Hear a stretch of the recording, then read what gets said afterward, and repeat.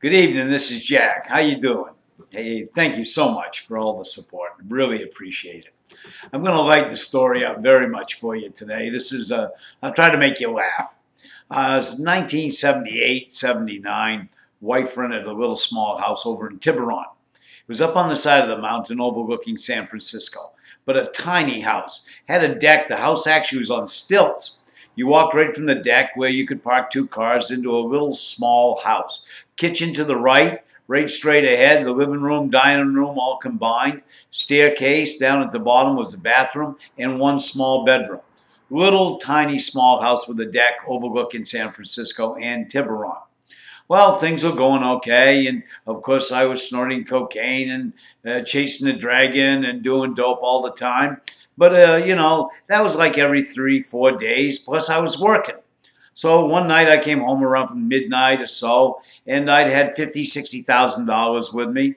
And I came in the house, and the wife was still up, but she had quit doing dope at the time.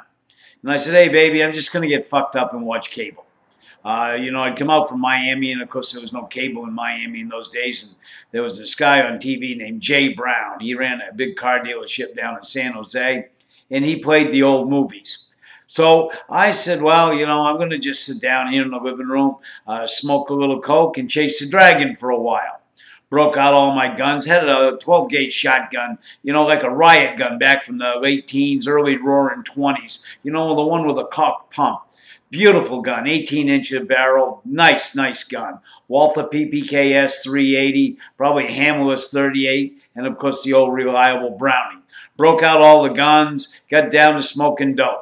Well, I smoked, and I was smoking, chasing the dragon, and I was bonging cocaine, and the next thing I knew it was daylight.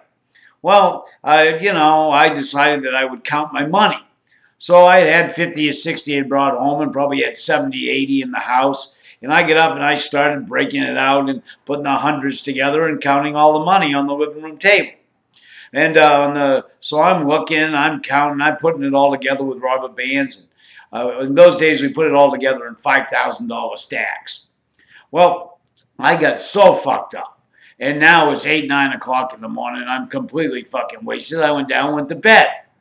Well, I get up at my regular time, 3, 4 o'clock in the afternoon. I come upstairs, and I said, oh, Jesus Christ. My wife was up. I said, could I get something to eat? She said, sure, would you like breakfast? I said, sure. So, regular eggs and bacon and toast and, grits. And, she was from the South, even though she was Syrian. But she made a big breakfast, and I'm eating it. And I said, well, shit, I have to go make some phone calls. And I said, well, by the way, I said, where the hell's my money? She goes, well, what money? I said, well, I had all the money out last night out in the living room, on the coffee table. And I said, I counted it and put it all away.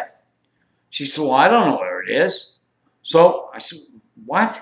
So I went downstairs, and as I said, the house was real small. I started going through the closet, and, I had cowboy boots, and she had all kinds of high-end clothes. And I went through the whole closet, and I went through the bed, and I went through the bedroom, which took 10 minutes. I went upstairs. The living room was real small. I couldn't find over $150,000.